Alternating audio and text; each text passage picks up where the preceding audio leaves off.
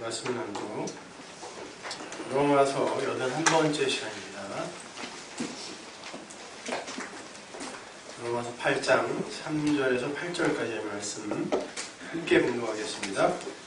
율법이 육신으로 말미암아 연약하여 할 수 없는 것을 하나님은 하시나니 곧 죄를 인하여 자기 아들을 죄 있는 육신의 모양으로 보내어 육신의 죄를 사하사 육신을 쫓지 않고 우리 몸조차 행하는 우리에게 율법의 요구를 이루어지게 하려 하심이니라.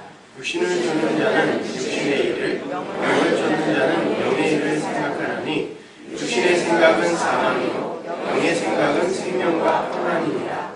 육신의 생각은 하나님과 원수가 되나니 이는 하나님의 법에 불복치 아니할 뿐 아니라 할 수도 없습니다. 육신에 있는 자들은 하나님을 기쁘시게 할 수 없느니라. 육신, 영 계속 반복해서 나오죠. 육신에 있는 자들은 하나님을 기쁘시게 못한다.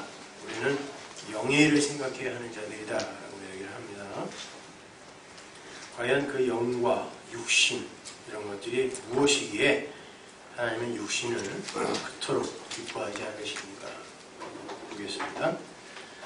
모든 인간들이 역사와 인생을 통해서 일관성 있게 일률적으로 추구하는 것은요, 자기 역사 만들기, 자기 역사 쓰기입니다. 내 역사 만들기, 내 역사 쓰기예요. 이 세상에 태어난 아담들은 너나 할 거 없이 이 역사와 인간들에게 뭔가를 새겨주고 가고 싶어해요. 나를 연필로 삼아 이 역사와 인간들에게 나를 새기고 싶어해요. 이게 자기 역사 새기기, 자기 역사 쓰기인 것입니다.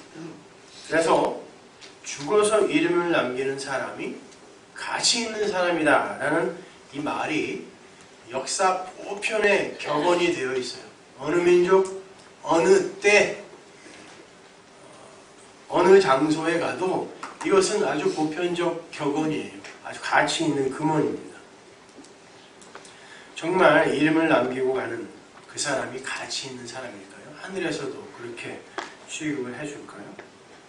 그런 연유에서 인간들은 자기들에게 주어진 시간과 힘을 총동원해서 나 살아있음, 나 가치 있음, 나 존재하고 있음, 이것을 증명하는 데에 올인을 합니다. 나 증명하기. 그런데 그 방법도 참 여러 가지예요. 열심히 돈을 벌어서 그것으로 자신의 살아있음을 증명하고자 하는 이들도 있고요. 대단한 명예를 얻어서 나라는 존재를 이 역사에 새기고 싶어하는 이들이 있습니다. 또 훌륭한 인격을 자랑해서 자기의 이름을 남기고 싶어하는 사람들도 있고, 열심히 인격을 연마하고 둬야 하여 야 나는 이렇게 살았어, 여기까지 성숙했었단다, 이렇게 자기의 이름을 남기고 싶어하는 이들도 있고, 성숙한 인간미로 사람들의 마음을 사로잡고 싶어하는 이들도 있습니다. 이렇게 인간과 역사가 추구하는 것은 여러 가지 모양으로 나타나지만 그 목적은 단 하나로 수렴이 됩니다.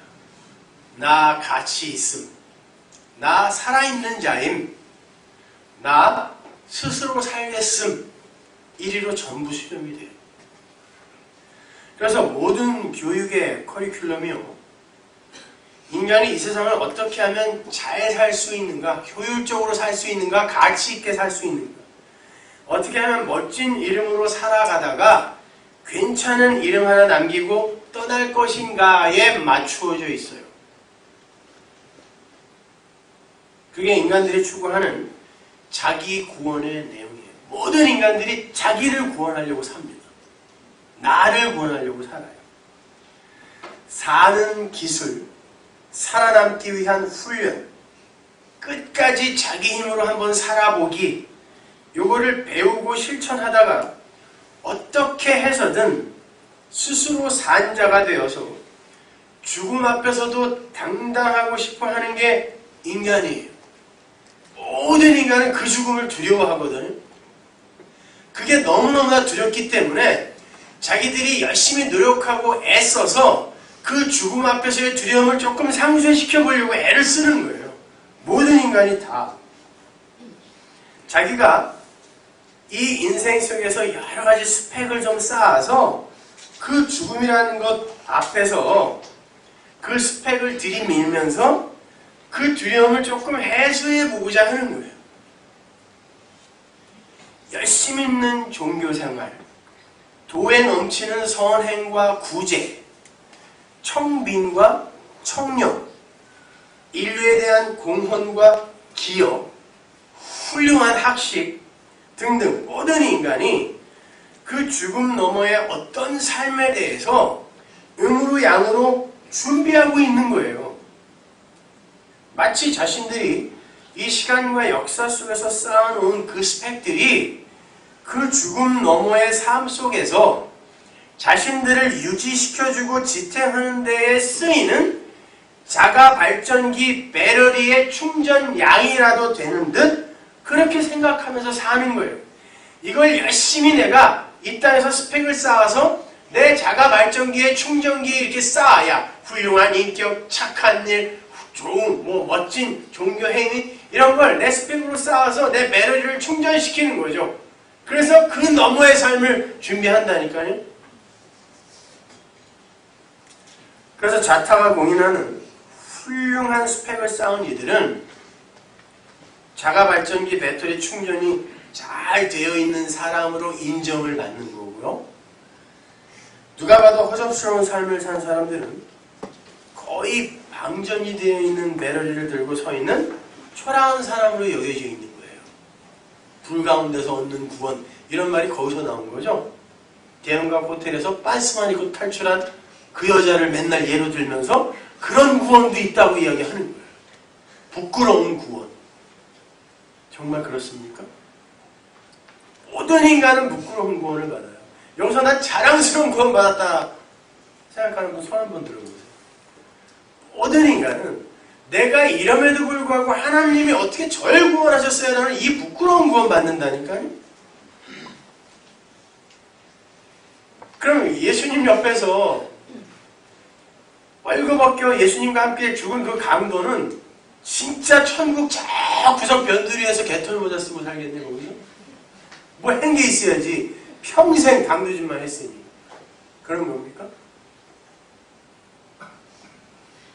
심지어 기독교인들까지도 그러한 인간의 자가발전 충전이 신앙이 내용인 양 가르치고 배워요. 그게 차등 상급론이라는 거예요.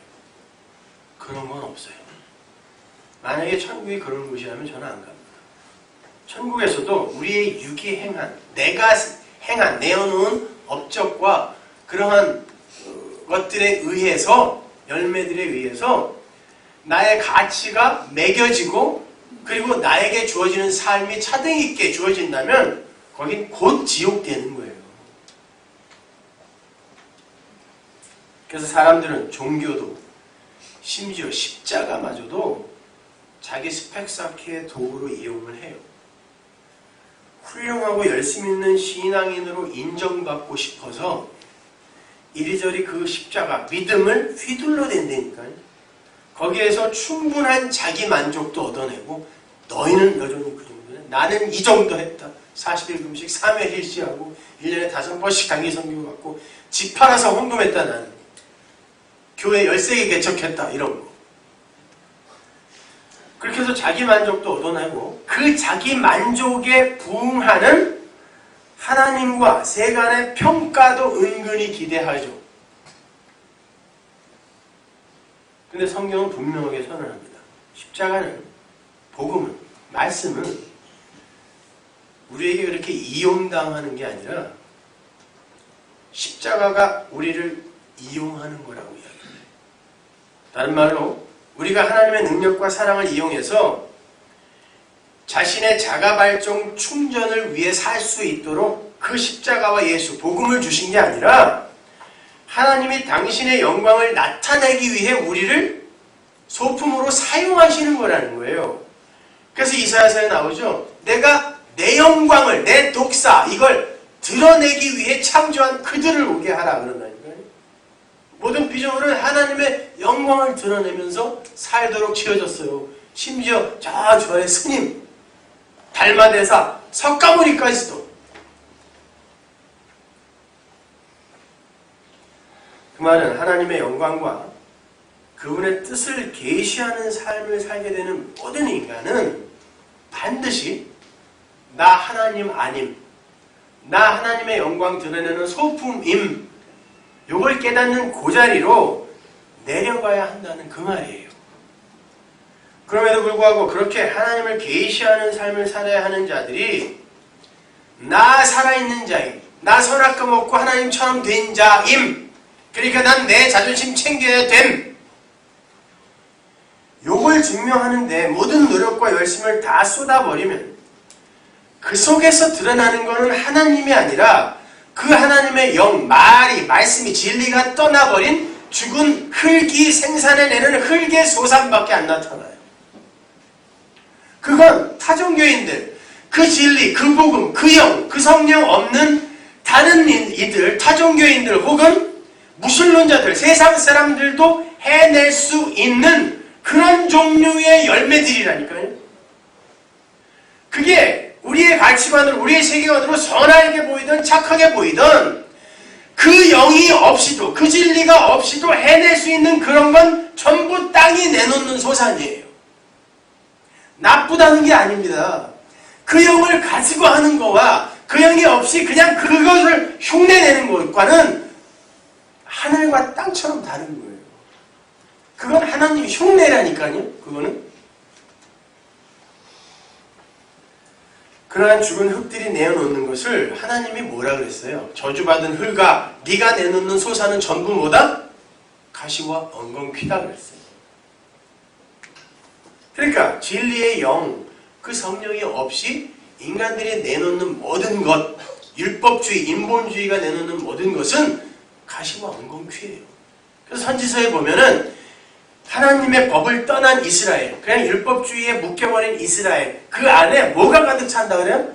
진려와 형극이에요. 그게 가시와 엉겅퀴예요. 그들이 열심히 뭔가 열매를 만들어내는데 열심히 자기들의 업적을, 스펙을 쌓고 있는데 그게 다 하나님이 보기엔 진려와 형극일 뿐이라는 거죠. 아무 가치가 없다라는 거예요. 하나님은 그러한 가시와 엉겅퀴에는 아무 관심 없어요. 그걸 내놓으면서 이렇게 우리는 살아있어요 라고 주장하는 그들이 하나님이 죽었다라고 하는 그들이에요. 하나님은 그들을 죽었다라고 그래요. 그리고 이 인생 속에서 맞아요 하나님, 제가 어떻게 하나님을 사랑하고 하나님을 먼저 기쁘게 해드립니까? 하나님이 날 사랑하고 하나님이 나에게 기쁨이 되셨다는 걸 알고 그것을 알아들이는 게 하나님을 사랑하고 하나님을 기쁘게 해드리는 것이지요 라고 자기 부정의 자리로 내려가는 이 다나토스의 죽음을 죽은 그 자를 살았다라 그래요. 그래서 하나님은 당신의 택한 백성들을 반드시 그들의 인생과 역사 속에서 죽여내십니다. 그게 사도 바울이 말하는 날마다의 죽음이에요. 근데 세상은 날마다 살아나요. 날마다 살려고 새벽부터 일하고 날마다 살려고 새벽부터 공부하고 날마다 살려고 하루를 다 써버린다니까요. 내가 살기 위해, 내 배럴이 충전하기 위해, 그 죽음 앞에서 조금 덜 두려워하기 위해 그렇게 날마다 살아서 진짜 죽어요. 그걸 네크로스의 죽음이라고 해요. 성경을 보면 말씀의 완성이라는 의미의 그 다나토스의 죽음이 세상에게도 쓰일 때가 있습니다. 하나님의 언약, 그 하나님의 말씀, 그것이 완성되면 그걸 그렇게 써놓고 말씀의 완성이라고 써놓고 무투, 죽음이라고 읽는다 그랬죠. 이브리 사람들은 mem과 타우의 합성어니까 말씀의 완성, 진리가 완성됐다라고 써놓고 글자는 그렇게 써놓고 죽음이라고 읽어요. 무투, 타무투 이렇게. 근데 그 다나토스, 무투의 죽음을 세상에게도 적용한다고요. 왜? 하나님의 그 말씀에 세상은 끝까지 하나님의 진리에 반하는 삶을 살다가 결국 두 번째 사망으로 끝날 것이다. 그건 완성이에요. 이제 두 번째 다나토스는 완성. 더 이상 이제 다나토스가 없어요. 그래서 천국에는 눈물도 고통도 슬픔도 없다 그러는 거예요.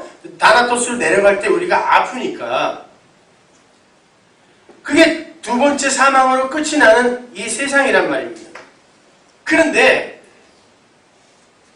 성도는 다나토스, 진리로 완성이 되어, 그렇죠, 저는 하나님이 창조하셔야 비로소 존재가 되는 피조물이죠 라고 그 다나토스, 올바른 다나토스로 완성이 되는 이들이 있는가 하면, 아니에요. 무슨 말이에요. 잘할 수 있어요. 한번 맡겨보세요. 내가 하나님이 원하는 그 수준까지 한번 성장하고 성숙해 볼게요 라고 시퍼렇게 살아서 비진리로 완성되는 이가 있어요. 그래서 진리로 완성이 되면 다나토스로 죽어 생명으로 즉시 그 다나토스가 환원이 되지만, 비진리로 완성이 되어 죽으면 그게 네크로스, 완전한 죽음으로 끝나버리는 거예요. 문선명 씨가 죽으면서 그랬대잖아요. 다 이루었다. 그 다 이루고 네크로스로 가는 거예요. 비진리로 완성되는 거라니까요. 그런데 안타깝게도 이 세상 아담들의 본성은 내 죽음을 기뻐하지 않아요. 기꺼워하지 않습니다. 오히려 본능적으로 남의 죽음을 통하여 남을 죽여 위로와 기쁨과 힘을 얻도록 되어 있어요. 그거는 세상의 본성이에요. 잘 생각해 보세요. 우리가 진리를 안다고 해요. 그럼에도 불구하고 여러분 살기 힘드시죠? 그런데 우리 주위에 나랑은 상대도 안 되는 그런 어려움을, 고통을 당하는 어떤 이가 나타났어요. 그때 솔직히 가슴에 손을 얹고 그의 고통에 내가 참여하여 그와 같이 그 아픔을 겪습니까? 아니면 먼저 일어나는 반응이 그래, 그래도 나는 저 정도는 아니지 라고 먼저 나를 위로합니까? 상대의 죽음이 나에게 위로가 된다니까요. 이거는 인생의 본능인 거예요. 나쁜 게 아니에요. 그렇게 되어 있어요. 유명한 연예인들, 재벌기업 회장들이 막 뛰어내려 죽고 목매달아 죽고 그러면 1차적으로 드는 생각이, 저렇게 돈이 많고 저렇게 부자고 저렇게 유명한데도 아유 저렇게 죽었네? 그래도 나는 살아있잖아 라고 남의 죽음을 갖고 내가 위로받는다니까요. 이게 인간의 한계예요. 그 저주받은 아담들의 본성이라니까요. 절대 죽지 않으려고 그래요. 자기는 말로만 죽음 하지. 남이 죽는 만큼 그만큼 내가 살아나요. 자, 그런 인간의 본능, 운명적으로 타고나는 그런 본성, 이걸 거스르며 그를 다나토스로 죽여가는 길이 호락호락 하겠어요? 쉽겠습니까? 신앙생활이 그거라니까요.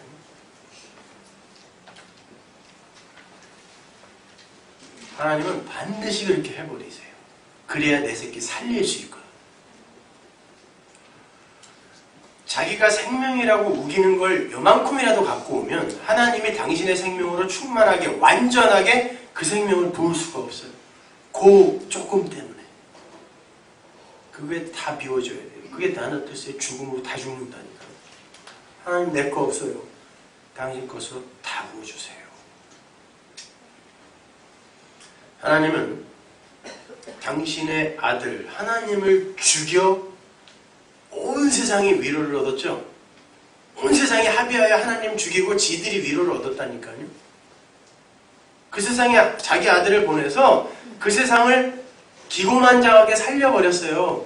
그리고는 그들이 다 죽은 자다라고 선언해버렸다니까요. 그거예요. 하나님은 그 장자 안에 우리 장자들을 넣어서 이 세상에 보내세요. 그리고는 세상에게 뜯어먹어라! 얘들 죽일 테니까 니들이 얘들의 죽음을 보고 위로 얻으라는 거예요. 힘 얻으라는 거예요. 그리고 살찌우라는 것입니다. 그리고 내가 죽이겠다는 거예요. 그래서 성경에 보면 우리는 항상 죽는 자로 나타나고 그들은 항상 우리를 뜯어먹는 자로 나타납니다. 그래서 심지어 시편 73편에 보면 그들은 죽을 때도 때깔이 좋아요. 얼마나 먹었는지 눈알이 튀어나왔다고 그래요. 살이 좀.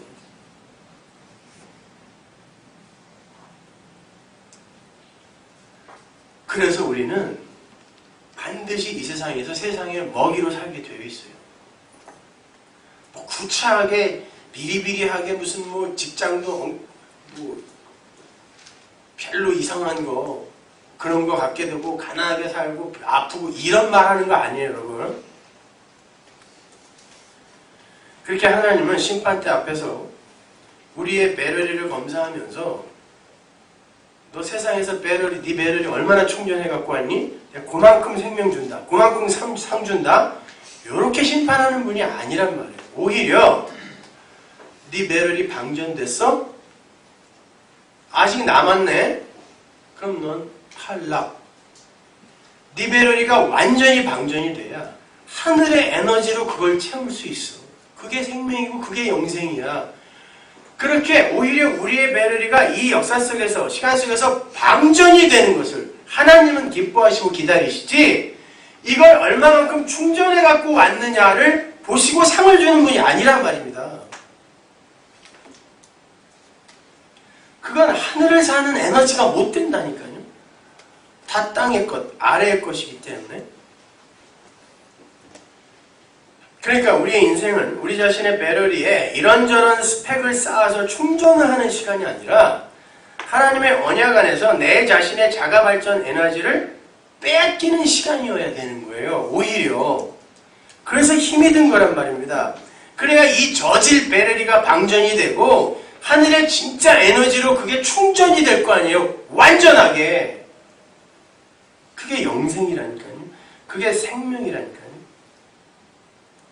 그렇게 내가 준비한 내 에너지, 이 땅의 스펙으로 충전이 된 그 에너지, 그 배럴리로 존재하는 것을 성경이 육이라 그러고 이게 비워지고 하나님의 생명, 하나님의 은혜, 하나님의 그 사랑으로 배럴리가 다시 충전되어 그걸로 존재하는 그걸 영이라 그래요. 영육 그러니까 뭐 영은 꼬마 귀신, 꼬마 유령, 캐스퍼 같이 이렇게 홀령이고 육은 이거 고깃덩어리 이렇게 생각하시는데 그거 아니에요. 성경은 그렇게 안 나눠요. 이건 헬라의 요노이 나누는 거지. 오늘 본문을 보시면 그 영과 육신이 계속 반복되어 대조가 되어 나와요. 거기서 쓰인 육신이라는 단어가 사륵스고요. 거기서 쓰인 영이라는 단어가 푸뉴마예요.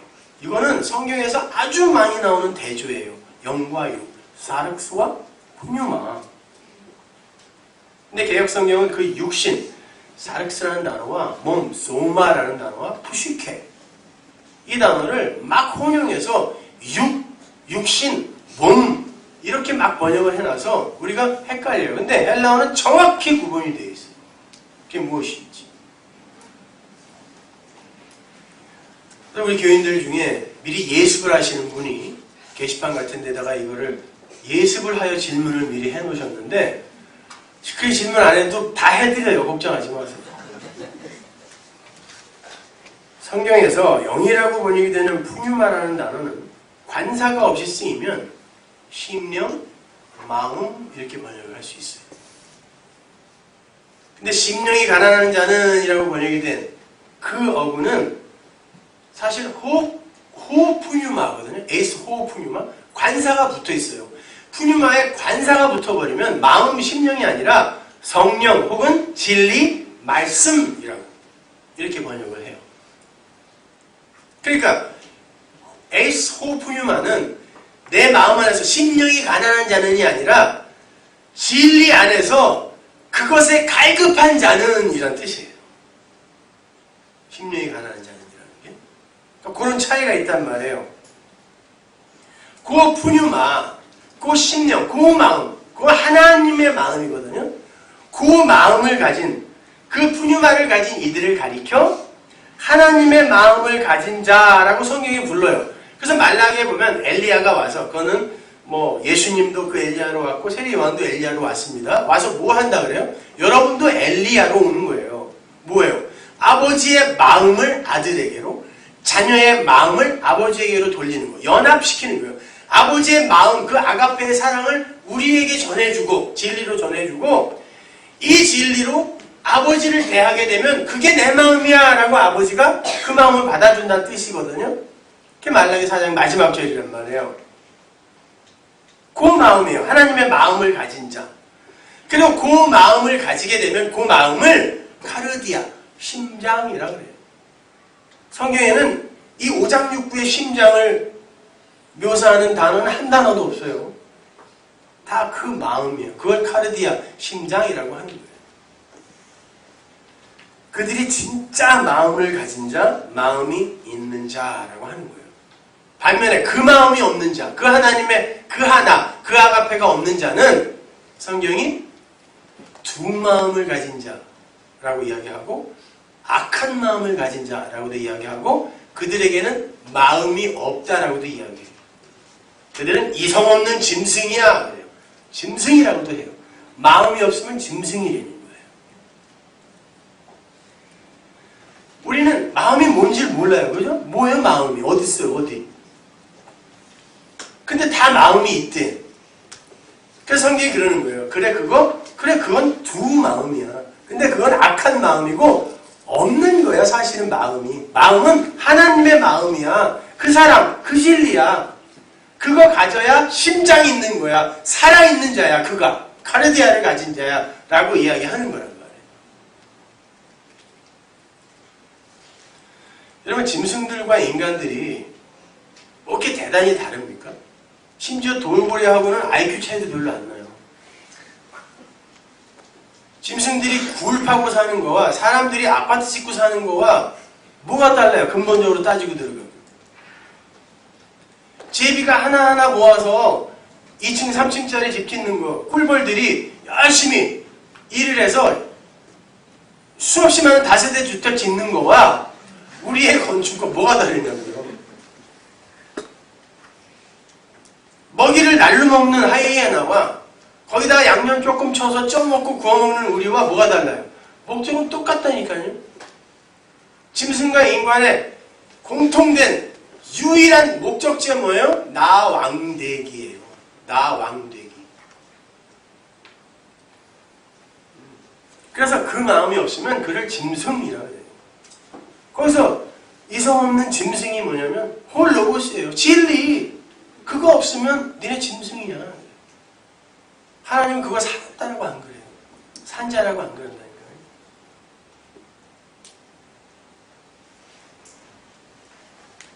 그렇게 인간은 그 안에 하나님의 마음인 풍마가 없으면, 진리가 없으면 그냥 죽은 거예요. 짐승이에요. 그 풍마를 마음으로 가졌을 때 그를 호푸뉴마, 진리, 말씀, 영 이렇게 불러요. 그래서 계시록에 가면 우리의 이름을 말씀이라 그래요.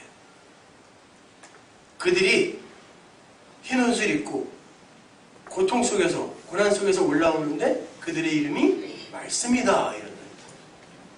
왜? 말씀의 완성으로 우리가 존재가 되는 거기 때문에 하나님의 언약으로 존재가 되는 거기 때문에 우리의 이름을 말씀이라 그래요. 그러니까 그 푸뉴마, 그 진리, 그 마음을 못 가진 그 존재를 사륵스, 육체, 육신이라고 하는 거예요. 이 고기 덩어리를 말하는 게 아니라. 그리고 그걸 가지면 호푸뉴마, 진리, 영이라고 하는 거예요. 우리 보고 진리라고 그러잖아요. 예수님은 당신 보고 진리라고 그러셨잖아요.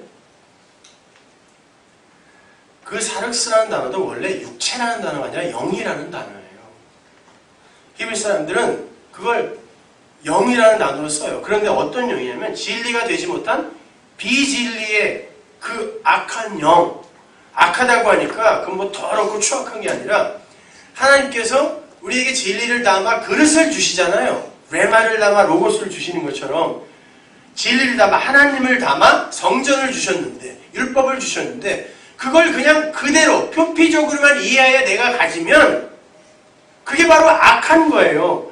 그걸 사륵스라 그런다니까요. 그걸 비진리라 그래요. 진리로 이해되지 못한 거, 깨달아지지 않은 거, 이게 육체예요. 이게 비진리란 말입니다.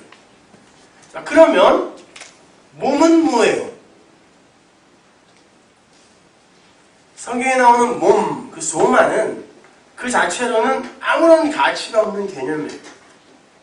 그 몸은, 소마는 은혜에게 점령당하면 은혜의 몸이 되고요. 죄에게 점령당하면 죄의 몸이 돼요. 그리스도에게 점령당하면 그리스도의 몸이 됩니다. 그러니까 몸, 이걸 막 육신, 육체 이렇게 또 번역을 해놔갖고 이것도 헷갈리는데, 몸, 소마는 그 자체로는 그냥 그릇이에요.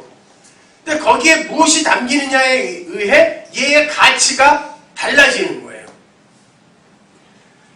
그래서 이 몸, 소마의 같은 어근을 가진 단어가 소조예요. 구원.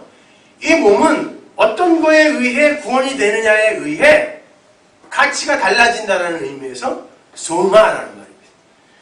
골로새서 1장 18절 보세요. 그는 그리스도죠.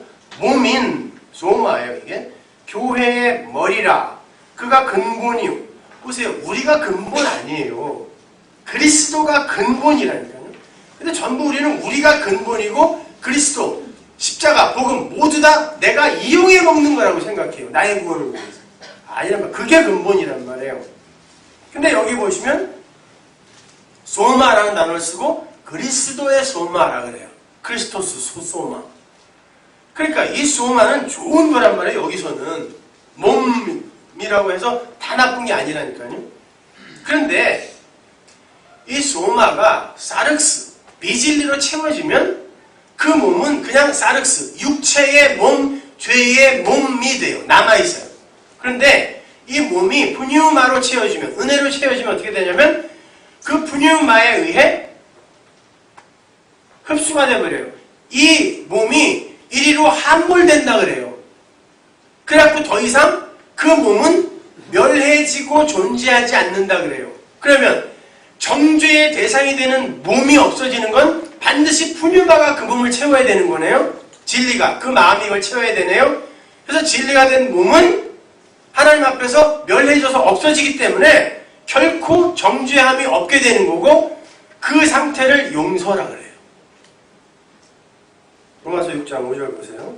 만일 우리가 그의 죽으심을 본받아 연합한 자가 되었으면 또한 그의 부활을 본받아 연합한 자가 되리라. 우리가 알거니와 우리 옛사람이 예수와 함께 십자가에 못 박힌 것은 죄의 몸, 이것도 소마예요. 죄의 몸이 멸하여 다시는 우리가 죄에게 종노릇하지 아니하려 함이니. 우리는 그리스도와 무관한 자로 살 때 죄에게 점령당한 죄의 몸으로 살게 돼요.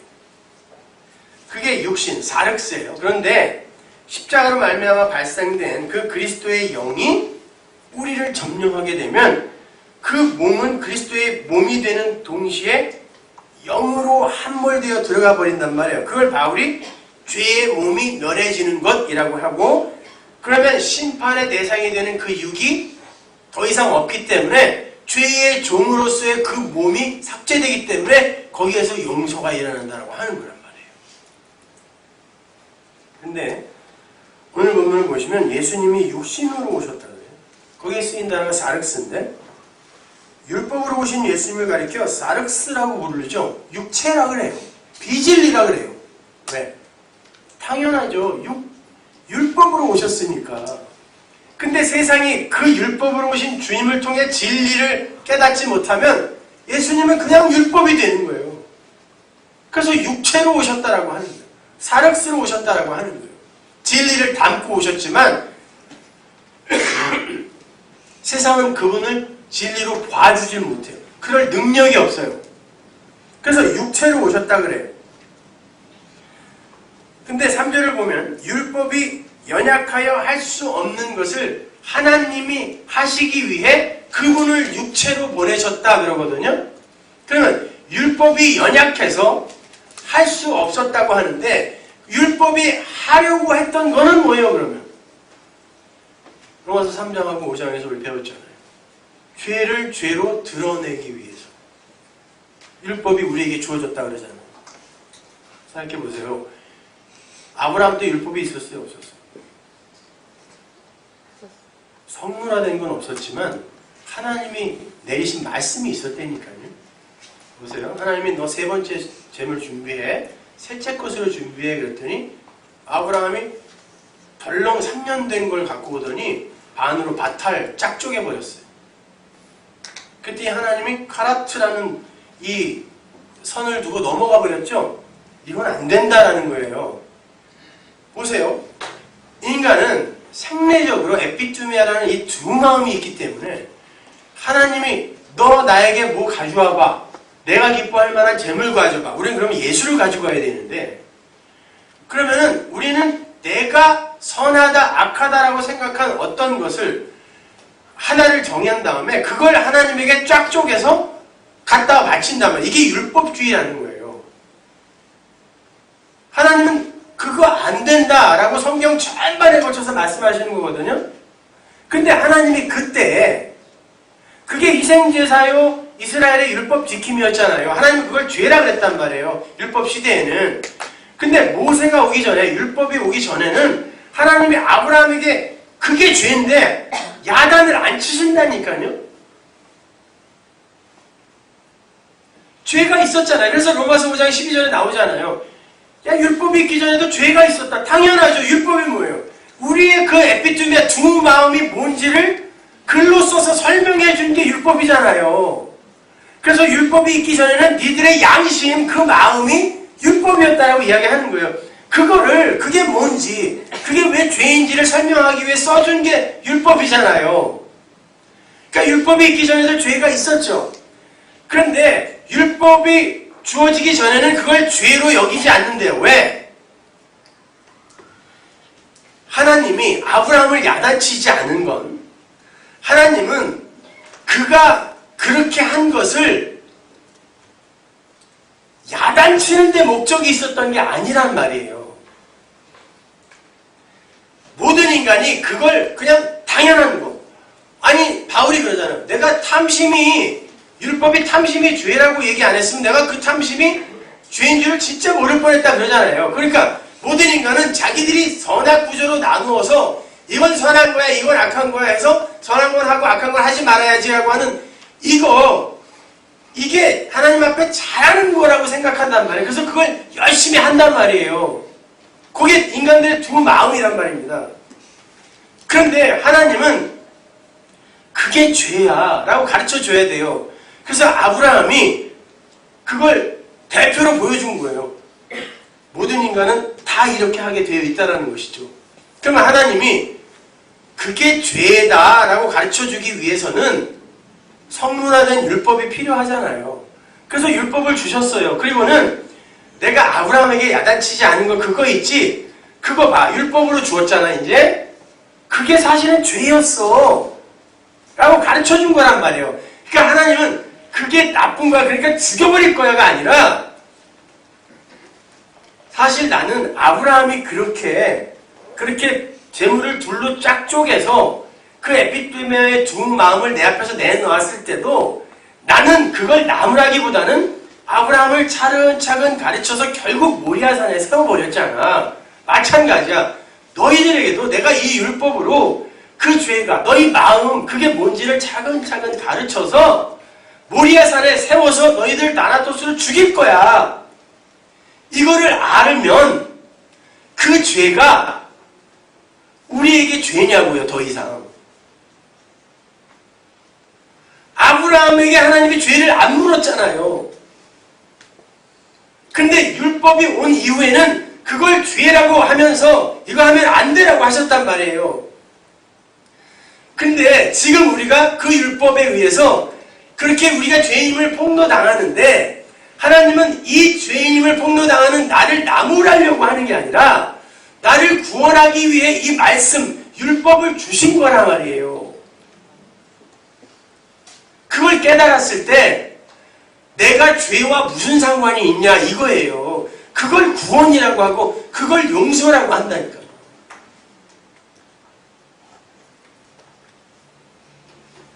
우리의 죄의 몸이 멸해진단 말이에요. 육신은 멸해진단 말이에요. 그렇게. 그런 방법으로. 내가 진리가 되면. 하나님이 그렇게 그 진리를 설명하기 위해 그 자유, 그 하나님의 은혜와 그 사랑을 설명하기 위해 율법을 주시고 이 세상을 주시고 성전을 주셨어요. 그랬더니 인간이 어떻게 했어요? 그거 갖고 뭐 해요? 자기 자가발전 배럴이 충전하고 있었다니까요. 열심히 제사 지내고 열심히 율법 지키면서 네 배럴이 얼마나 충전? 20%? 나 30%야. 나 40%. 이거 경쟁하고 있었잖아요. 율법주의 이스라엘 안에서. 하나님은 그거를 알으라고 준 게 아니라 네 그 마음, 생리적으로 네가 갖고 나오는 그거, 선악 구조 속에서의 그 율법주의, 그게 뭔지를 가르쳐주기 위해 그걸 줬더니 그걸로 인간들의 배럴리를 방전시키려고 줬는데 인간들이 그걸로 자기 배럴리를 충전하고 있었다니까요. 하나님이 인정하지도 않는 에너지로. 그래서 하나님이 예수를 보내셨어요. 뭘로? 율법으로요. 얘네들이 율법과 성전으로 줬더니 못 알아먹네? 왜? 말 못하는 성전이니까. 그러면 말하는 율법, 말하는 성전, 네가 내려가서 그 역할을 다시 해라. 그래서 율법이 연약하여 할 수 없는 것을 하나님이 하시기 위해 아들을 육체로, 사륵스, 율법으로 보내셨다라고 하는 거예요. 본문 3절이. 그러면 그 아들은 와서 또 뭐 해야 돼요? 우리가 죄인이라는 걸 드러내서 나를 방전시켜야 된단 말이에요. 율법으로 오시는 거니까. 근데 인간들이 자기들이 갖고 있는, 자기들이 충전해 놓은 그 율법이라는 배럴이, 그 에너지 갖고 하나님을 죽여버렸어요. 자기들이 역사 내내 구축해놓고 충전해놓은 그 스펙, 그 에너지로, 그 율법 지킴으로, 그 착한 삶으로 하나님을 죽여버렸다니까요. 그래서 인간들은 이제 확실하게 그들의 율법 지킴, 율법주의가 바리새인이, 제사장이 예수님 죽였잖아요. 하나님 죽였잖아요. 그죠? 그러니까 인간들의 그 율법 지킴은 자가발전기 충전 행위가 아니라 하나님 살해 행위였다라는 게 폭로가 된 거잖아요. 그럼 예수님이 율법의 역할을 잘 하신 거네요? 그죠? 근데 보세요. 그러니까 예수님이 그렇게 죽으러 오신 거지. 예수님이 살아생전에 산으로 올라가 입을 열어 가라사대 율법은 이런 거야 라고 하면서 십계명 뒤에 5계명을 말로 설명해 주시죠. 율법이 내려와서 이게 사실은 이런 거야 라고 진리로 해설까지 해주는 거예요. 근데도 그들이 그걸 못 알아먹고 이 생명을 못 알아보고 죽여버리더라는 것입니다. 이게 인간 세상의 한계라는 거예요. 이것이. 절대 인간들은 그걸 못 알아보게 되어 있다니까요. 그래서 율법이 그러했던 것처럼, 성전이 그러했던 것처럼 예수님이 율법으로 오셔서 성전으로 오셔서 그들을 완전한 죄인으로 확증해버리고 죽어버립니다. 니들의 수준이야 그것이. 그것이 니들의 정체야. 니들의 실체야. 너희들은 절대 생명을 포착할 수도 없어. 그럼 어떻게 해야 돼요? 내가 계시해줘야지. 네 수준으로 내려가서 그걸 뭐라 그래요? 신의 죽음이라 그래요. 왜? 신은 피조물에게 포착되지 않을 때 신이라는 이름을 가져요. 근데 이 신이 피조물에게 포착되기로 결정하고 내려와서 자기를 계시하면 이걸 신의 죽음이라 그러고 이걸 십자가로 그려준 것뿐입니다. 너무 심파적으로 내 죄를 위해서 그분이 내려와서 사람이 되어서 죽으셨대. 이렇게만 알고 계시면 안 되는 거예요. 그건 내 밖의 십자가고 내 밖의 예수라니까요. 그게 수십 안 믿어지는 거예요. 그게 믿어졌다가 믿어지는 것 같기도 하다가 아닌 것 같기도 하다가 이렇게 되는 거예요. 그게 내 죽음이 아니면 그건 나와 아무 상관없는 거, 아무 상관.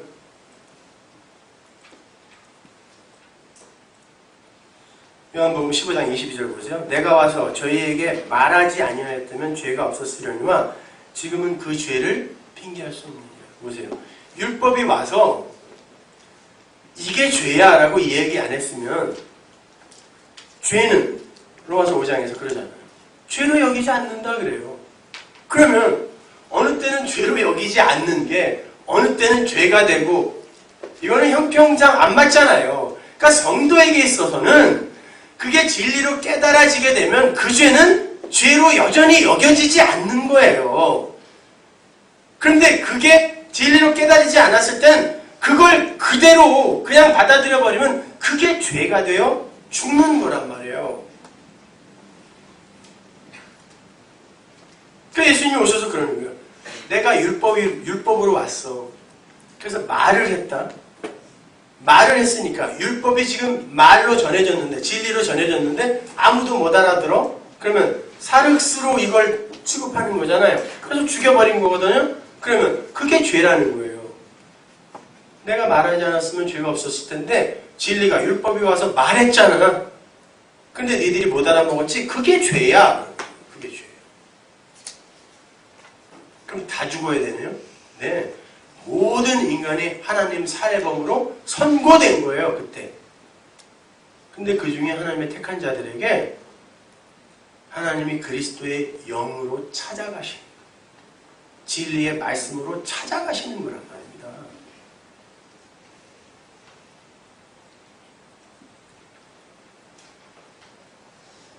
진리를 진리로 못 보는 이들에게 있어서는 예수님마저도 그냥 사륵스, 육체에 불과한 거예요. 그래서 그 육체에 죄를 정하여 죽여버린다니까요, 세상이. 근데 그건 하나님의 의도였단 말입니다. 온 세상을 죄인으로 합당하게 선고해버리기 위해서 하나님은 절대로 세상에게 포착당하지 않아요. 세상은 절대로 자신들의 지혜나 지식으로 하나님을, 그 하늘을 묵시세계로 포착할 수가 없어요. 그래서 예수님이 생명이라고 했어요, 자기가. 그 요한복음 1장에서 그 안에만 생명이 있다 그랬습니다. 그럼 생명나무 실과는 골이 있었네요. 생명나무 실과가 눈에 보이는 모양으로 사람들 코앞에서 왔다 갔다 했단 말입니다. 아무도 그거에 손 안 댔다니까요. 그러니까 창세기에서 그 생명나무 실과는 아담이 따먹을 수 있는 게 아니었단 말이에요. 아니, 생명나무 실과가 눈에 보이는 모양으로 사람들 코앞에서 왔다 갔다 했는데 그걸 먹기는커녕 치워버렸다니까요, 인간들이. 그러니까 인간들은 절대로 스스로의 힘으로 생명을 쟁취할 수가 없어요. 근데 그 생명도 아니고 엉뚱한 이 세상의 그 잡것들을 갖고 내가 내 생명을 지금 조금씩 쌓아가고 있고 구원하고 있다라고 생각하는 게 오늘날 교회란 말입니다. 진짜 생명이 왔는데도 그걸 못 알아보고 그걸 치워버린 인간들이 엉뚱한 거, 그거는 비기도 안 되는 이 세상 것들 몇 개 가지고서 이게 생명이지, 이거 갖고 하나님이 나 칭찬해 주시겠지, 이걸로 상 주시겠지, 이러고 있는 거예요, 지금. 천만의 말씀이에요. 그 생명이요, 진짜 생명, 그 진리인 그 생명이라도 그게 내 밖에 있으면 그것이 나를 보지 못해요.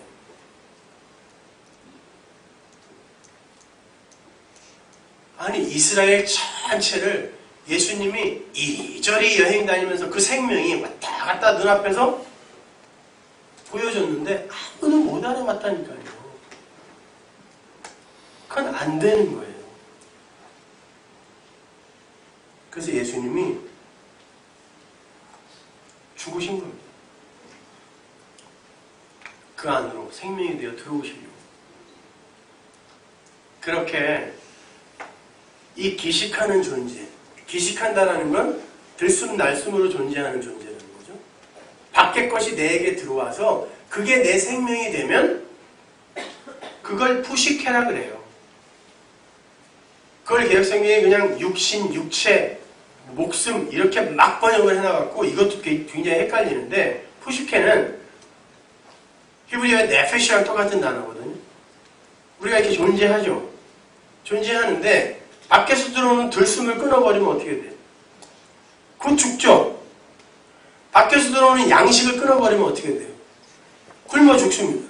밖에서 들어오는 물 끊어버리면 어떻게 되죠? 죽죠. 그럼 나의 생명의 근원은 밖에 있네요. 요걸 푸시케라 그래요. 근데 이 푸시케가 그 진리를 내 안에, 그 푸뉴마로 마음으로 갖게 되면 그게 내 안에 생명이 있다 그래서 내 안에 생명이 있으면 밖에서 아무리 끊어도 안 죽잖아요. 그걸 영생이라고 한다니까요.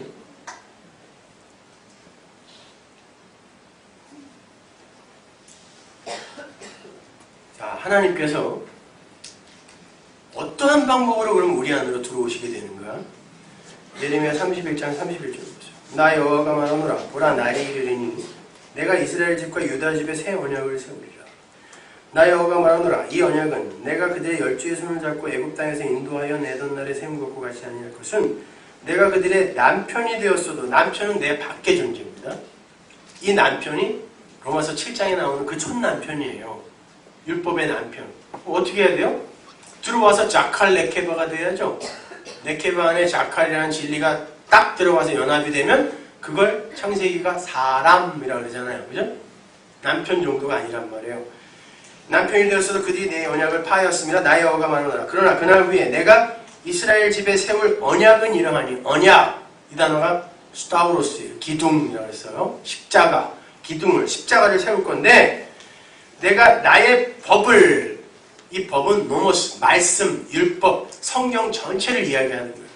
이 성경을 밖에 두지 않고, 밖에 두면 항상 이게 내가 보고 교훈을 얻어야 될 것이고, 내가 지켜야 할 것이고, 내가 하지 말아야 할 것이고, 이렇게만 보인단 말이에요.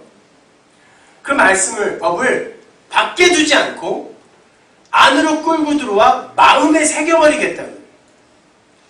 그럼 마음에 새겨놓고 이제는 성경을 안 보고도 이 마음에서 시키는 일을 해야 된다는 말인가? 이게 아니라 이 말씀을, 그게 무엇을 이야기하려고 하는 것인지, 그 많은 수많은 레위기와 신명기, 출애굽기, 그 율법의 세목들, 그리고 신약의 그 많은 하라 하지 말라의 명령들, 이것이 과연 우리에게 무엇을 가르쳐 주려고 하는 것인가 라고, 그 아가페, 그 사람 하나로 알게 되면 그가 바로 산자라는 거예요. 그리고 그가 마음에 그 법을 새긴다라고 하는 거예요. 그러면 더 이상 내 밖의 법에 영향을 안 받을 수 있는 거예요. 그게 법에 대해 죽은 자라니까요.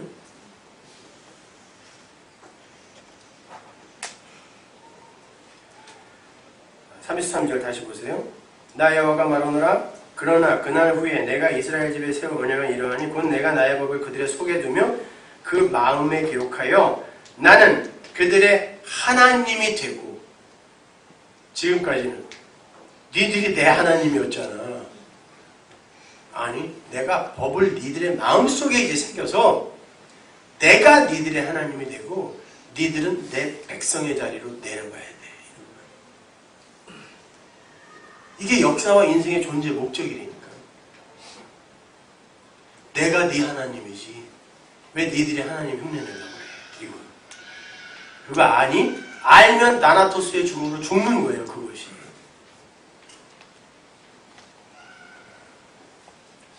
그렇게 마음에 법을 새기고 이 땅에 내려온 몸이 있었잖아요.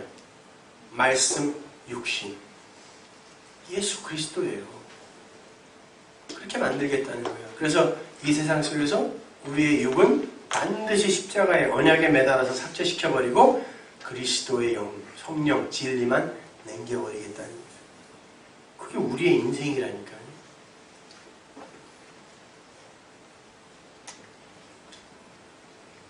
고린도후서 3장 3절 보세요. 너희는 우리로 말미암아 나타난 그리스도의 편지니. 그리스도의 편지. 편지는 뭐죠? 그리스도가 하고 싶은 말을 전하는 자죠. 너희는 그리스도가 전하고자 하는 그 말을 하는 자들인데, 그 말을 인생으로 사는 자들인데 그리스도의 편지다. 근데 이는 먹으로 쓴 것이 아니에요. 먹으로 쓴 건 뭐예요? 성경이에요. 먹으로 써놓은 거, 성경. 그거는 그냥 너희들이 갖고 있는 그 성경, 그것이 아니라 너희들이 진짜 전해야 될 것, 편지로 전해야 될 것은 오직 하나님의 살아계신 영으로, 진리로 한 것이고, 또 돌비에 쓴 게 아니요 오직 육의 신비에 한 것이라 그래요. 돌비에 쓴 것이 아니다. 돌비는 먼저 생각나는 게 뭐예요? 시내산 위에서 하나님께서 계명을 써주신 그 돌 이야기하는 거죠. 그런데 이렇게 한번 생각해 보세요. 구약에서는 예수님을 돌이라고 그러죠. 뜬인돌, 산돌, 모퉁이돌, 흰돌. 그래서 돌이 떡이 되어 우리에게 온 거예요. 먹이로. 그리고 그건 진리다라고 예수님이 설명해 주시잖아요. 근데 돌비에 새겨버리면 어떻게 되죠? 예수가 그냥 성경에 적힌 그대로 그냥 이해되어지면 돌비에 새긴 거예요. 예수라는 몸이 그가 그냥 하신 말을 그래 그대로 지켜야지. 오리 가자고 하는 이들에게 심리를 가져 그래 그렇게 가져야지. 왼편 뺨 때리면 오른편 뺨 때려 아유 그래 그래야지. 이렇게 그 돌비에 새긴 돌비가 돌이 한 말 그걸 껍데기로만 보고 그리고 그 돌이 행한 그 일 2000년 전에 나를 위해 그분이 죽으셨대 라고 내 밖에 어떤 사건으로 갖고 있을 때 성경이 나에게 돌비에 새긴 거예요. 근데 그게 뭔지를 알아? 아 그거 그 예수 그리스도로 오시는 내 마음에 생명으로 오시는 그 예수 그 은혜 그 사랑 그 능력 하고 내 마음으로 갖게 되면 이게 신비에 새기는 거예요. 그러면 그 밖에 오리 가자고 하는 놈한테 심리 가져라는 이 법은 나와 아무 상관없는 게 되는 거잖아요. 이제 가도 되고 안 가도 되는 거예요. 그걸 신비에 새겼다고 하는 거란 말이에요. 그러니까 여러분이 무슨 성경 지식이나 이런 거를 대단히 많이 가지고 있을 필요도 없어요. 뭐 줄줄줄줄 외워서 여러분이 어떤 사건이나 상황을 직면했을 때 말씀을 떠올려서 그래 그때는 이렇게 대처해야지 이렇게 대처해야지 이거 다 쓰레기예요. 성경은 그렇게 읽으라고 우리에게 준 게 아니라니까요. 그런 건 아무 상관없어요. 하나님의 말씀 그 설교를 통하여 그렇지 저 모든 게 다 그걸 설명하는 거지 라고 여러분이 알고 있으면 아브라함을 아브로 어므로 읽어도 돼요. 그렇게 알고 있어도 아무 상관없어요. 그건 중요한 게 아니라니까요. 그 성경이 하고자 하는 말을 단 몇 구절을 통해서도 갖는 사람이 있어요. 그때 그를 생명이 있는 자라고 하는 거예요. 진리가 있는 자라고 하는 거란 말입니다. 그러니까 성경을 무슨 성경신학이다 조직신학이다 해서 이렇게 풀고 저렇게 풀고 좋아요. 그렇게 열심히 노력해서 이해할 수 있게 이렇게 설명을 해줘야 되죠. 근데 그냥 거기서 머물러 버리면 그것, 그 진리, 그 사람, 그 앞에 그 하나로 던져주지 못하면 그건 아무것도 아니에요. 여러분 왜 사람들이 신천지나 이런 이단 같은데 그렇게 확확 넘어가는지 아세요? 아니 이만희가 성령이라는 그런 말이 도대체 말이 돼요? 근데 수만 명, 수십만 명이 거기 있어요. 그것도 똑똑한 사람들이요. 뭐 추정 60분인가 어디에 가서 그 PD가 가서 물어보니까 자기는 그런 말 한 적 없다고 그러대. 아니 나는 그 사람이 맞다 이렇게 얘기해 주길 바랬어요.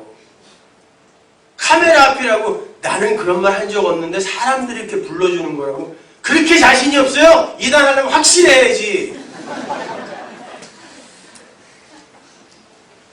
신랑했어 나 지금 솔직히. 근데 왜 거기 넘어가냐면 이 사람들이 공부를 많이 합니다. 그래서 성경 여기저기를 비유 같은 거 푸는 거 보면 아주 기가 막히게 풀어줘요. 근데 기존 교회에서 그것도 감당을 못하는 거예요. 그들이 와서 추수꾼들이나 이런 사람들 와서 여기 추수꾼들이 있으면 잘 들으세요. 와서 그걸 들이미는데 신기한 거야.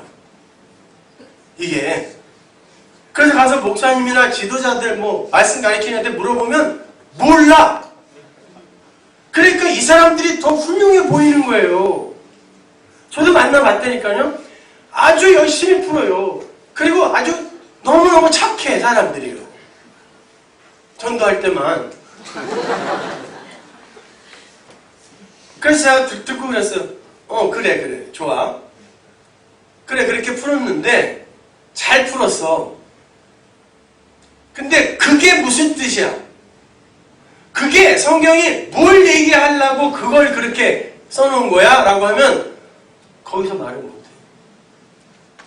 그래 잘 풀었어. 아주 구약 신약 넘나들면서 잘 풀었다. 근데 그게 뭐야? 그럼 몰라요. 그러니까 신천지들이 오면 다 들어주세요. 그리고는 그래 그러면 말 다 했어? 네 수준이 거기지? 내가 결론으로 알려줄게. 그리고 더 가르쳐주세요. 걔네들은 여기 오면 꼼짝 못한다니까. 근데 기존교회에서는 그걸 감당을 못하니까 그냥 무조건 이단 그러니까 누가 나보고도 신천지래. 기가 막혀요.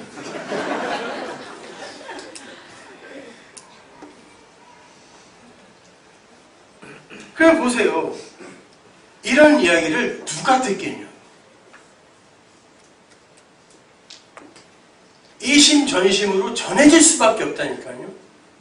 그래 저분이 이야기하는 게 지금 그 말이지 라고 그렇게 받아들일 수밖에 없단 말이에요. 그들에게만 이야기하는 거예요. 저는요. 여러분을 설득시키려고 하는 거예요.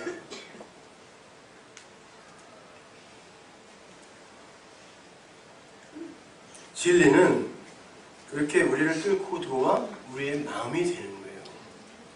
하나님은 우리를 통하여 당신의 생명과 사랑을 계시하는 분이지 우리에게 섬김을 받고 칭찬을 받고 어휴 하나님이 저런 분이었어? 라고 그 앞에서 벌벌 떠는 걸 보고 즐거워하려고 우리를 창조한 게 아니라니까요. 우리를 만든 분 아닙니까? 그런 게 그분한테 왜 우리 수준으로 자꾸 그분을 생각하냐. 그래놓고 그거 해드리고 내가 하나님 앞에서 열심히 재롱 부렸는데 기뻐하실까? 이러고 있다니까요. 하나님은 네가 누구고 내가 누군지 알으라는 거예요. 그리고 내가 네 하나님이라는 걸 확실히 인정하고 넌 네 자리로 내려가라는 거라니까요. 거기에서 여러분이 뭘 해오고 안 해오고 이거는 큰 별 문제가 아니라 말입니다. 그 진리를 품어 안고 마음이 이끄는 대로 착한 일도 많이 하세요. 왜 안 해요? 아니 우리도 아프리카에 가서 우물도 파주고 진짜 공정무역 그걸로 조금 비싸지만 그렇게 수입해온 거 그런 거 사 먹자고 이왕이면은 그 가난한 사람들 도와주고 왜 나빠요 이게? 하자니까요. 그러나 먼저 해야 할 거 하고 하자는 거예요.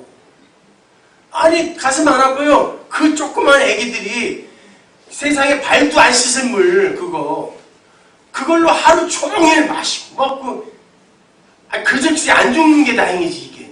근데 그걸 보고 아무런 느낌이 없어요? 난 이렇게 지금 빚에 쪼들리는데도 제 통장에서 따박따박 월드비전으로 나가요. 아니 그거 하는 게 나쁘다고 그랬어요 제가? 그거 하는 거 그걸로 내 할 일 다 했다 거기서 멈추지 말라고 그러는 거지. 오늘날 기독교의 목적지가 그거 아니에요? 착한 사람 되기. 그게 왜 나빠요? 하자니까요. 하는데 생명부터 챙기고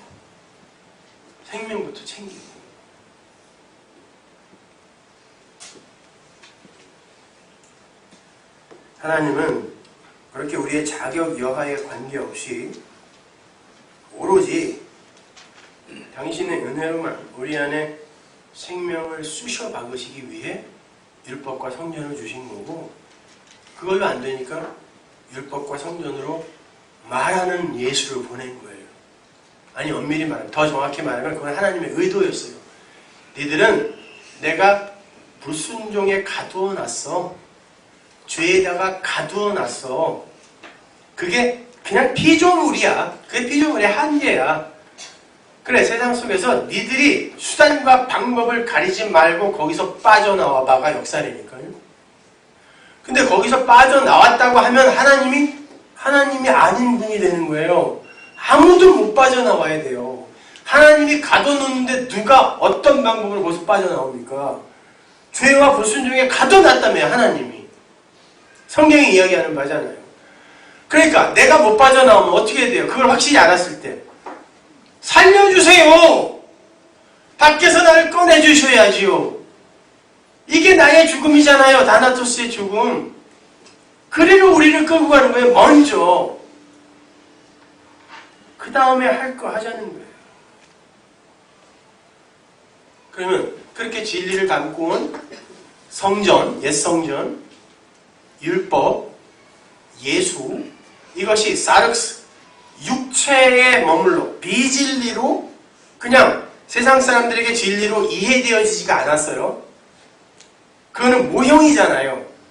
그러면 이것이 진짜 그 안에 들어있는 진리로 우리에게 주어지기 위해서는 모형은 반드시 부정되고 깨져야 되죠. 사람들이 그 모형을 진짜로 알고 있으니까. 그래서 AD 70년에 돌 위에 돌 하나도 남지 않고 성전 깨지고, 예수님이 십자가 위에서 그 돌이 돌 위에 돌 하나 남지도 않고 그 모퉁이 돌이 깨진 거고, 그 안에서 율법, 돌비가 깨진 거예요.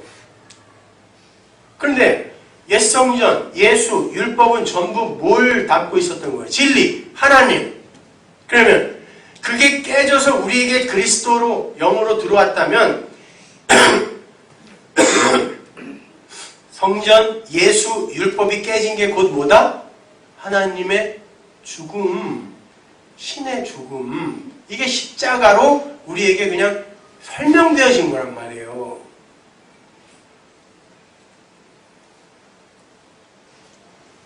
그러니까 성경을 너무 심파적으로, 그리고 도덕책, 윤리책으로 그렇게 보시면 안 되는 거란 말이에요. 그러면 그렇게 해서 나에게 생명이, 그 마음이 내 마음에 새겨진 거구나, 그 생명이 내 안에 들어온 거구나 라고 알게 되면 그게 또 나의 부정이고 나의 죽음이네요. 그러니까 그 하나님의 죽음이 나의 죽음이 되고 그 십자가가 내 십자가가 되니까 나는 구원에 이른 거란 말입니다. 이렇게 그게 내 거가 되지 않으면 내 밖의 것으로 존재하면 늘 헷갈리게 돼 있어요. 그리고 내가 이것하고 저것하고 이것 안 하고 이거 안 하고 저거 안 하고 한 그것에 늘 시달리게 돼 있어요. 내가 불안하게, 고통스럽게. 그게 뭐 자유예요.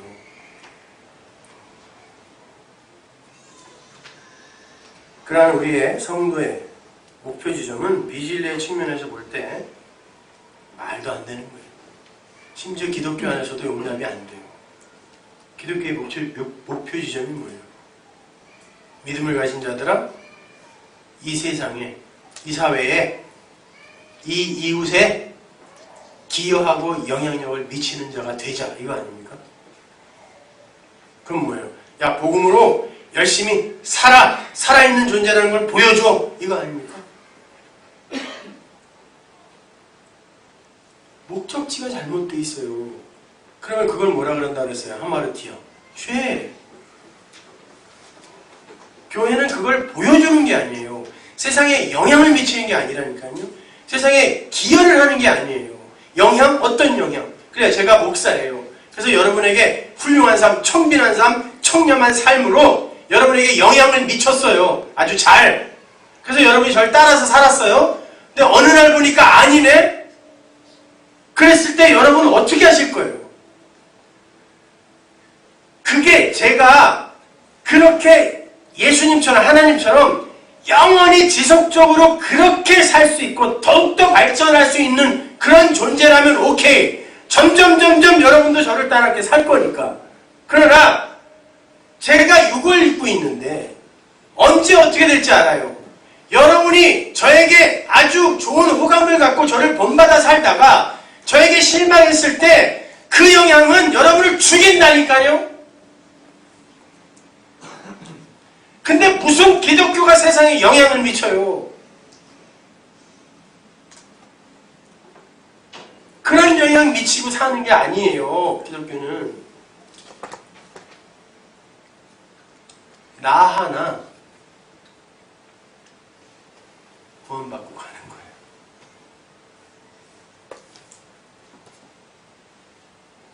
그만큼 힘든 거란 말입니다.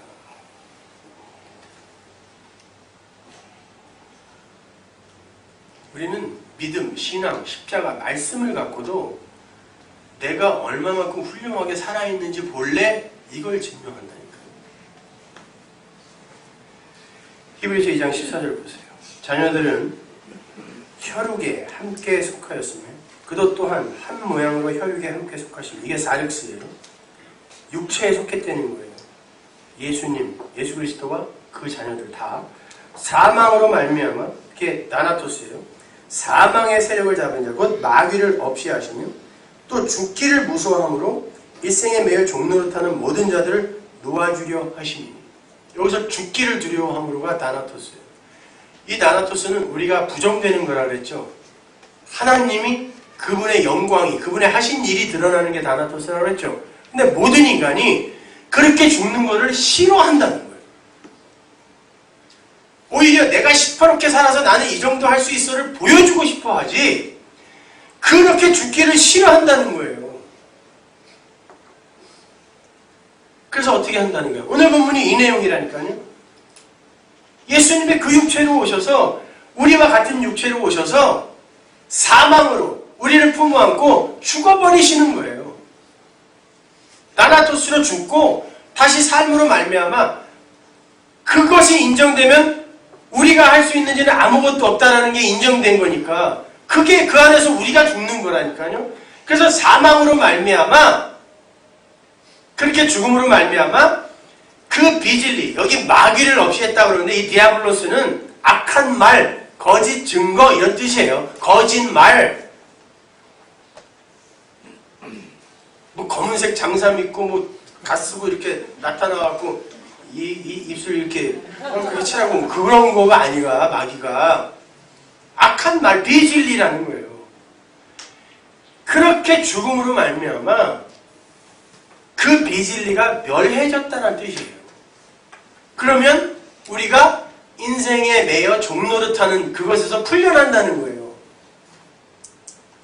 왜? 우리는 그렇게 죽기가 싫어서 열심히 내 몸을 동원하여 뭔가를 했어야 됐어요. 새벽기도도 나가서 동판에다가 새겨야 되고 뭔가를 막 그렇게 해서 무거운 짐을 지고 살았어야 됐는데 그렇게 나나토스로 예수님이 죽어주시고 그것이 나에게 그리스도의 영에 의해 이해되어지고 나니까 그거 그렇게 해서 구원받고 그렇게 해서 칭찬받는 거 아니네 라고 비질리가 디아블로스가 멸해지자 내가 인생의 종노릇에서 풀려나더라는 거예요. 이게 히브리서 2장 14절 15절입니다.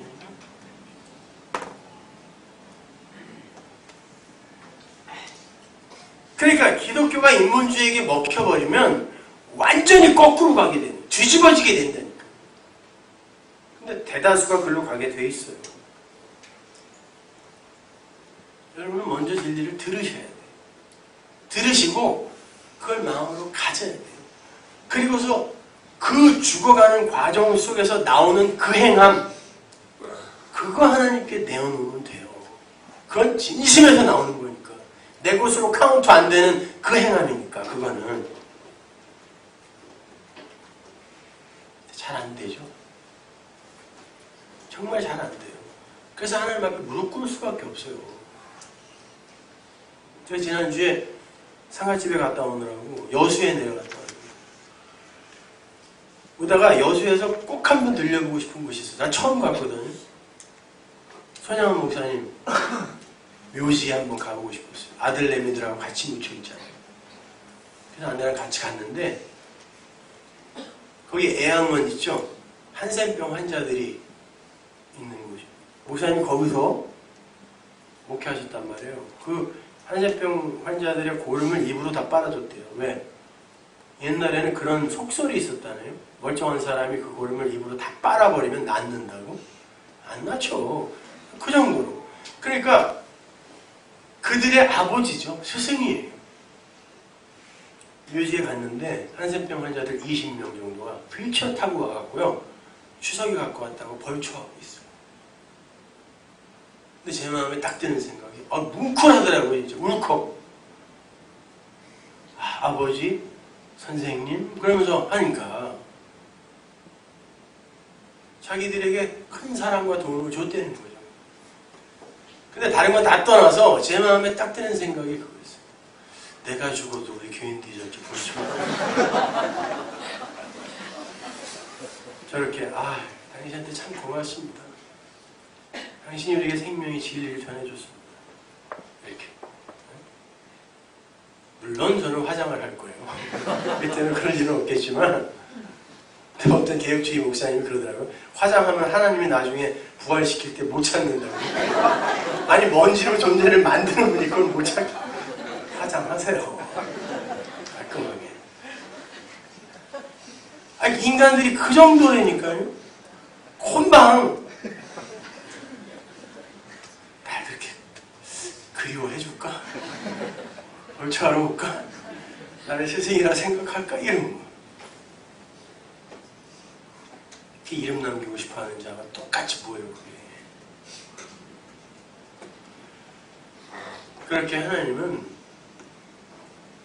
우리를 죽여가요. 그리고 거기에서 발생되는 우리의 행함 같은 거는 거들떠보지도 않으세요. 그냥 그 마음 그 진리 가졌니? 이거 확인하는 거예요. 그 얘기하는 게 선한 사마리아의 비유였잖아요. 모든 율법이 가리키는 게 뭐였어요? 하나님 사랑, 이웃 사랑이라 했죠. 그래서 사랑의 이야기를 갖고 예수님이 비유를 드시는 거예요. 율법사가 어때요? 율법의 대장. 어떻게 해야 영생을 얻습니까? 율법에 뭐라고 돼 있니? 이거. 그거를 하나님 사랑, 이웃 사랑이라고 한 거예요. 그럼 가서 해. 율법 지켜. 그런 거죠. 그러니까 다 지켜봐. 그런 거죠. 그랬더니 지킬게요. 네, 이웃이 누굽니까? 지킬게요. 그랬어요. 예수님이 나중에 뭐라고 하냐면 누가 강도 만난 자의 이웃이냐? 누가 거반 죽은 강도 만난 자의 이웃이냐라고 물어봤어요. 그건 너는 거반 죽고 강도 만난 자지 그 몸으로 누구를 가서 사랑하고 그것으로 하나님을 기쁘게 해드리고 그것으로 영생을 쟁취할 수 있는 존재가 아니야. 먼저 하나님으로부터 사랑을 받아야지 그 이웃으로부터 사랑을 받아야지 이야기한 거 아닙니까? 그리고 이어지는 이야기가 뭐예요? 마르다와 마리아 이야기예요. 하나는 죽도록 일한 여자, 하나는 아무것도 안 하고 예수님 앞에서 말만 들은 여자. 누가 율법사냐 물어보시는 거예요, 하나님이. 자, 내가 비유로 말해줬어. 이제 현실에서 한번 니들이 골라봐. 누가 하나님의 사랑을 받는지 아냐? 마르다가 예수님을 먹이려고 했어. 그분을 섬기려고 했다니까요. 열심히 일했어요. 근데 예수님이 마리아에게 뭘 계속 이야기해주고 있고 걔랑만 입하고 하고 있는? 이뻐하는 거예요. 화가 난 거죠. 주님, 너무 걔만 이뻐하지 마시고요. 제가 하는 이 일을 보십시오. 걔도 저와 같은 이 일을 하라고 말해주세요. 그래요. 자, 오늘날 교회들이 우리에게 하는 얘기예요. 우리가 하는 일은 하나도 안 하면서 뭘 말만 듣겠다고 저러고 있어. 이러고 있다니까요. 근데 예수님이 뭐라 그러냐면 얘야, 얘가 잘하는 거야. 내가 무슨 밥 못 먹어주고 귀신이 들렸냐? 내가 너한테 밥 달래? 누가 너한테 나 섬겨달래? 나에게는 니들이 알지 못하는 양식이 있어. 그런 건 나에게 중요한 게 아니야. 나에게서 중요한 건 내가 가져온 이 생명을 누가 받으려고 하느냐. 그 자가 나에게 소중한 자야. 그 이야기 하는 거예요. 그러면서 뭐라 그러는지 한번 보세요. 누가복음 10장 41절 보세요. 주께서 대답하여 마르다야 마르다야 내가 많은 일로 염려하고 근심하라. 네가 염려한다. 메림나죠. 이거 제가 지난주에 설명해 드렸죠. 율법으로 말미암아 이렇게 분리가 되면 항상 사람에게 근심이 생긴다 그랬죠. 그래서 염려하지 말라, 근심하지 말라가 다 이 단어예요. 율법은 항상 이런 근심을 갖고 와요. 네가 많은 일을 한다고 염려 안에 들어있다. 그러나 몇 가지만 하든지 혹 한 가지만이라도 족하니라. 이게 뭐 무슨 말인지 모르게 이렇게 번역해 해놨는데 이 단어가 직역을 하면 그러나 너에게는 한 가지가 결핍되어 있구나 이런 말이에요. 그 크레이아, 족하니라가 결핍이란 단어예요. 네가 많은 일로 염려하면서 뭘 막 하고 있는데 날 섬기겠다고. 자, 선한 사마리아인의 비유의 설명이에요 이게. 많은 일에 염려도 하고 있는데 너는 그 하나가 결핍되어 있구나. 많은 일을 하느라고 그 아가페, 그 마음으로 가져야 할 그 하나를 못 갖고 있구나. 그런데 마리아는 그 하나를 가졌다. 그녀는 결코 그것을 빼앗기지 않을 것이다. 예, 42절이에요. 여러분이 그걸 가졌냐고요? 아니면 여러 많은 것을 행하느라 그 하나의 크레이아, 결핍, 그 속에서 살고 계시는 거예요. 하나님은 그 많은 일에 관심이 없어요. 어차피 불태워버릴 거 그렇게 열심히 해서 살기 좋은 세상, 공평한 세상 만들어 놓으면 뭐 할 거냐? 하지 말자는 거예요. 하자니까요. 그러나 그렇게 만들어 놓는 것, 그것이 우리의 목적지가 아니란 말이에요. 그 하나를 가지시란 말입니다.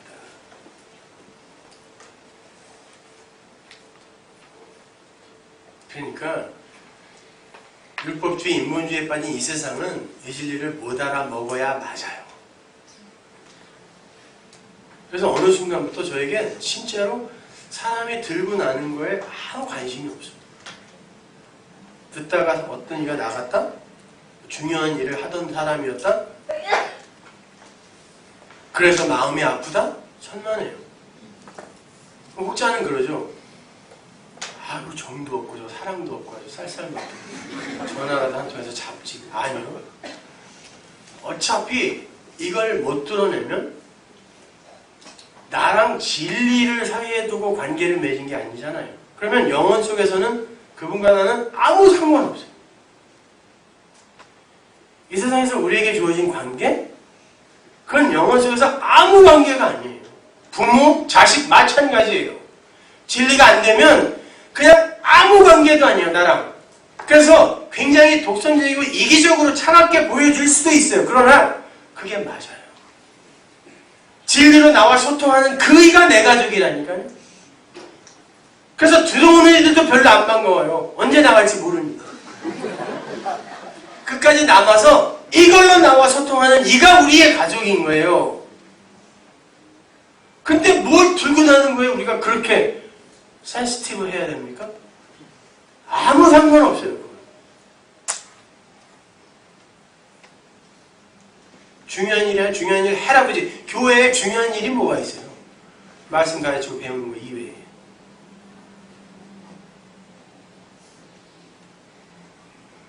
그런 거에 신경 쓰지 마세요. 우린 지금 계속 와서 문제지만 여러분, 우리는 너무나 이 호코스모스의 세상의 시선에 묶여 있어요.